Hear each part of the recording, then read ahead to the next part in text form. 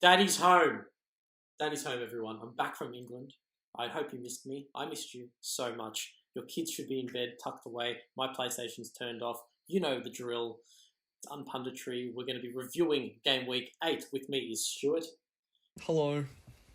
First game of the week, we had Brighton versus Burnley. A very dull affair. 0-0 draw. Probably one of the worst games of the season so far, to watch anyway.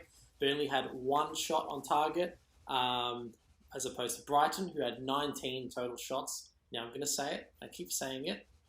Brighton have been extremely unlucky, I feel, this season, and they're definitely a Premier League side. They play the ball well. They have some good players. I think they need some good reinforcements.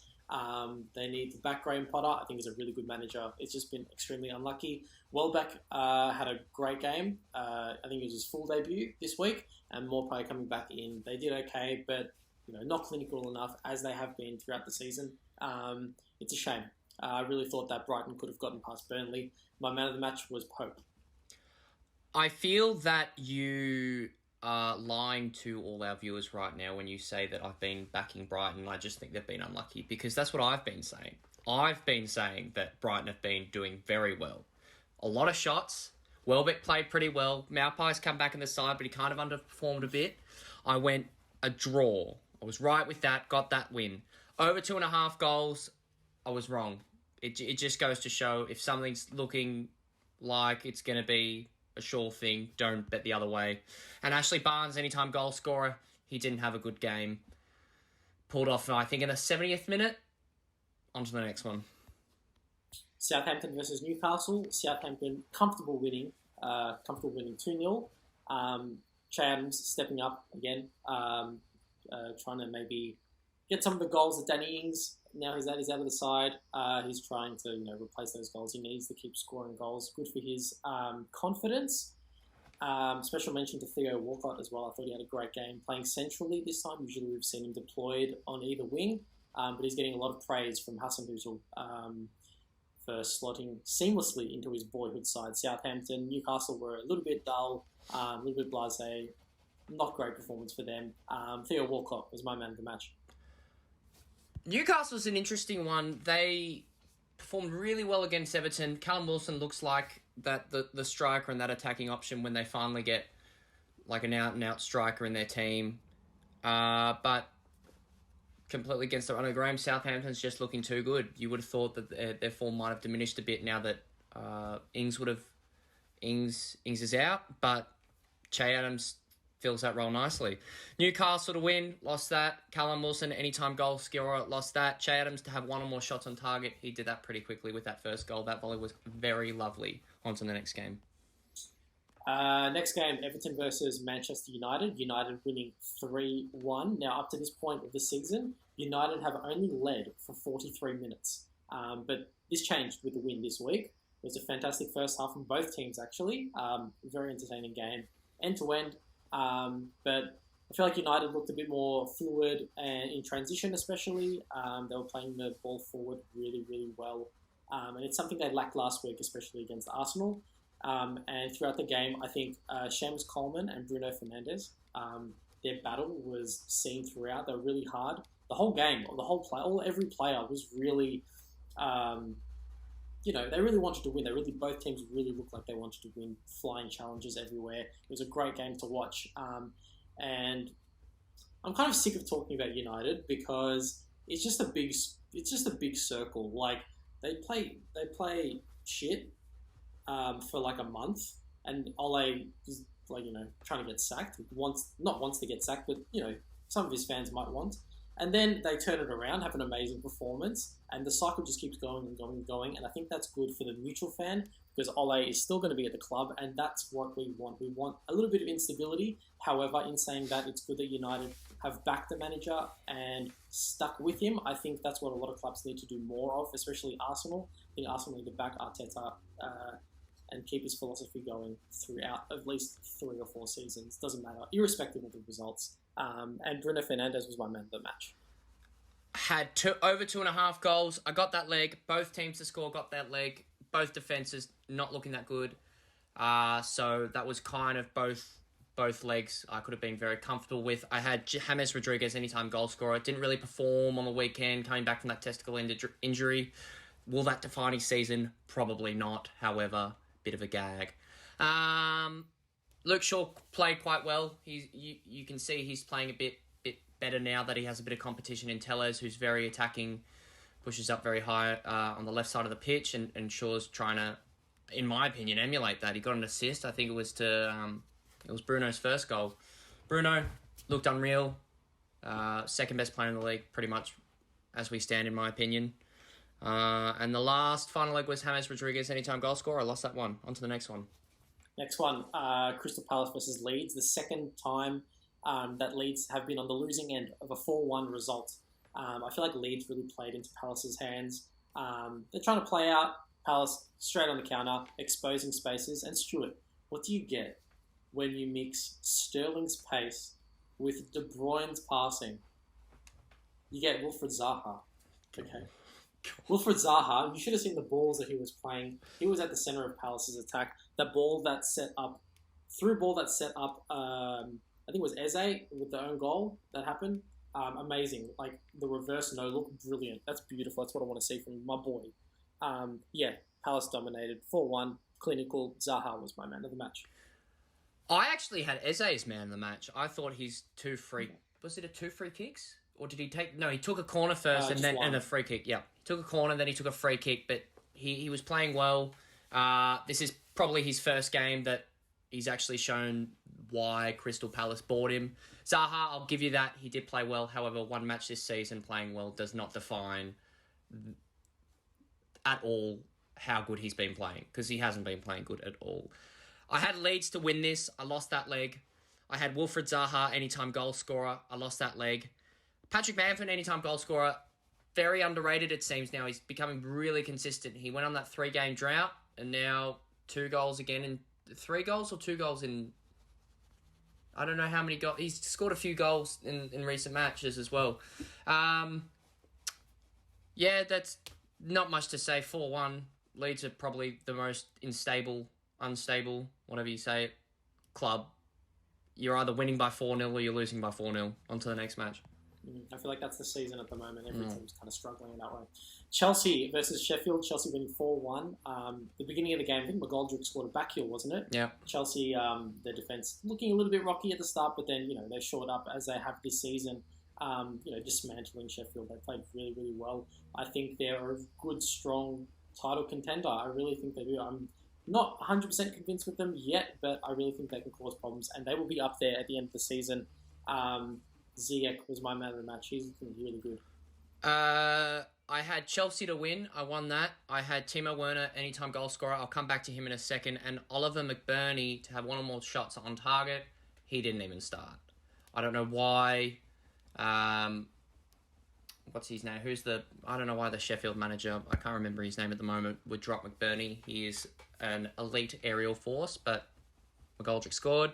Can't dispute it. Timo Werner, though, that goal that he scored, where he smashed it in the back of the net, you have Tammy Abraham very open on the left side of you. He could have easily done the nice, sweaty, cross the box, Tammy tap it in, but he's like, no, I'm going to take it. So I reckon I'm going to back Timo Werner from here now. That was really good for his confidence. And as a striker in myself, striker by day, goalkeeper by night, I'd do the exact same thing. I'm putting that straight past the keeper every time. I'm not passing to anyone on that left. I want that goal for myself. On to the next one. I'm yet to see you score a goal. That's another story, Lucas. On to the next one, please. Moving on. West Ham versus Fulham. Stoppage time winner from Soucek, who I really rate. I rate this guy. He's a good midfielder. Well balanced, great at everything, but not amazing at anything. Both teams definitely could have scored. I think Haller and Mitrovic both putting headers wide. And my boy, Lookman, who I still have in my fantasy team, missing the pen, scuffing the pen. I don't know what he was doing. It's just a shame. He's good. He's a good player. He'll come good. He'll get out of this. He'll get out of the hole. No problem. It's just a hurdle that he has to get over. It's a shame. Man of the match, Soucek scored the winner. Soucek is looking really good in that centre mid hole. We've been a big fan of him for a few games now, and He's really owning that centre mid spot. I had Fulham to win. I lost that. I banked on West Ham becoming tired, but it's just really proving how good they are and how good their potential can be. Cresswell had another outstanding game on the offense. Kufal and Mazuaku really attacking left and right backs as well. Fornell's had a quiet game. Apart from that, not really much to say. I said over 2.5 goals, 1-0. Lookman's penalty, you can't Panenka that. Mitrovic is putting that top right-hand corner every time of the week. I don't know why. I know Mitrovic has had missed his last penalty. However, you can't give that sort of responsibility in the 98th minute to a 23-year-old and expect that there was just cracks from the beginning. And I had Mitrovic anytime goal scorer. On to the next one. West Brom versus Spurs. Spurs winning 1-0. And you know how you said earlier on in the season that you weren't convinced with Spurs? I'm going to have to agree with you. I think it's a classic Mourinho team. Like, they're good one week, they're world beaters, and then the next week they're just, I don't know, they're just not. You know what? Remember those chocolate swirl things that everyone used to pretend to smoke? Sure. Remember those things? Yeah. Yes. Like the wafer things, yeah. Like, it looks nice on the outside, but the middle's like hollow and underwhelming. There's nothing there. There's no like sauce. You know what I mean? Like, it looks good. They have Bale and Kane and Son, but it's just, there's nothing really. Yeah, that's my analogy for the week. I think West Brom can be proud of their performance. They did play well, and Conor Gallagher, the loanee from Chelsea, looked really good. He was my man of the match. He looked great in the midfield, really lively. I had Tottenham to win. Both teams to score no. I was correct on that. I didn't think West Brom were really putting anything away past Tottenham. They have a really good defence. I like Alderweireld. I think Doherty's playing well. I had Bale anytime goal scorer. As we've just said, I haven't seen anyone outside of Son, Kane, or Bale to put anything past an opposition keeper. The depth in that side is ridiculously short on the offense. And Ndombele had a kind of a good game playing up front, but I think he moves back into the midfield once Lo Celso comes back into the side. Outside of that, not convinced at all with Spurs. On to the next one. Leicester versus Wolves. Leicester winning 1-0. And the first place in the Premier League changes hands again, as it has been doing so constantly. Leicester now occupying that top spot. Vardy scoring and missing penalties, which was enough for a 1-0 win.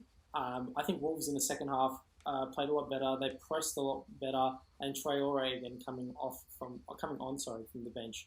He's really, really impactful. And he knows his role in the team now. But that still wasn't enough. James Justin was my man of the match. I had Leicester to win. I had over 3.5 goals. Once again, coming back to that Brighton Burnley game. If it doesn't suggest anything, I was banking on Leicester to run riot, but Wolves' defence once again very Nuno loves to sit back and let the attackers his wing backs roam forward. James Maddison to have one or more shots on target. Still finding his feet. Not really much to say about this game. It's another one of those two teams who will be up there at the end of the thing, and I'd be happy if I'm Leicester to walk away 1-0. On to the next one. The big game of the week, Manchester City versus Liverpool, a 1-1 stalemate. I think Klopp can take some positives away from this one. Lots of injuries. He started, I think Salah is a striker, and they played Firmino and Jota and Mane. Jota a deserved start. His goal scoring run, he's better than Pepe and stuff like that. I thought City were the better team. However, it was unlucky that De Bruyne missed the penalty. But again, these type of games are what each team have to win, because that could be pivotal at the end of the season. Drop 2 points for either team, that could be huge. De Bruyne was my man of the match. Really good win here. That's a multi-win. Pretty much everything that I said. Yay! pretty much everything that I said on Friday came off. I thought it was a draw. I thought it was going to be 1-1. I thought both teams were going to score. Honestly, not much you could do about that. Trent injured. That's going to be a bit of a worry for Liverpool, adding to their current injury list. Yoda starting at, I don't think it was centre forward, but he would have been playing striker, and Firmino dropping back a bit. Not convinced at all with Firmino. Not really convinced at all. I think he loses his spot eventually. it's only a matter of time. Yoda's been playing well too well in Champions League and coming on for his 20-minute appearances to let Firmino have any place in that side. Cater will come back in. Oxlade-Chamberlain's hovering around. Fabinho's hovering around. On to the next game. Next game, Aston Villa versus Arsenal. Villa winning 3-0.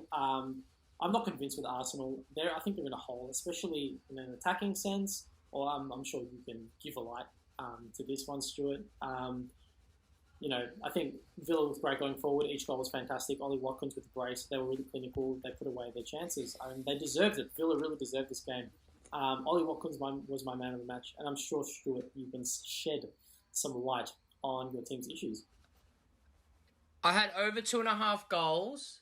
I got that correct. I thought it was actually going to be more of an Arsenal. I thought Arsenal was going to take apart Aston Villa here.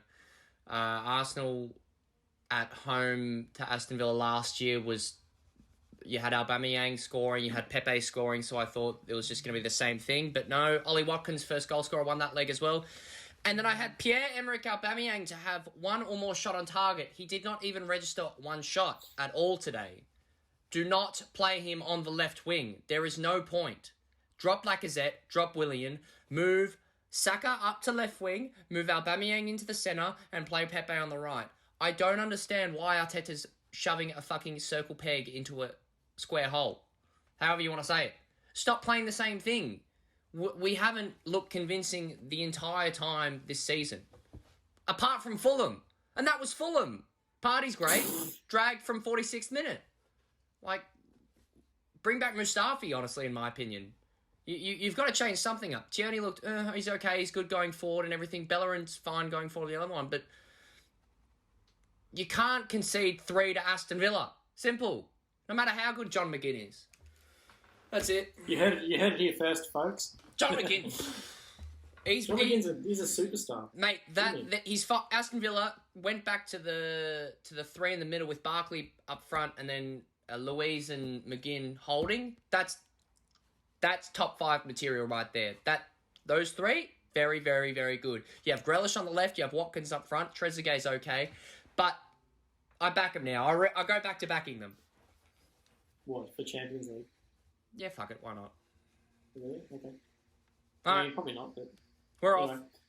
Yeah, that wraps up Game Week 8. We'll see you in the preview show for Game Week 9.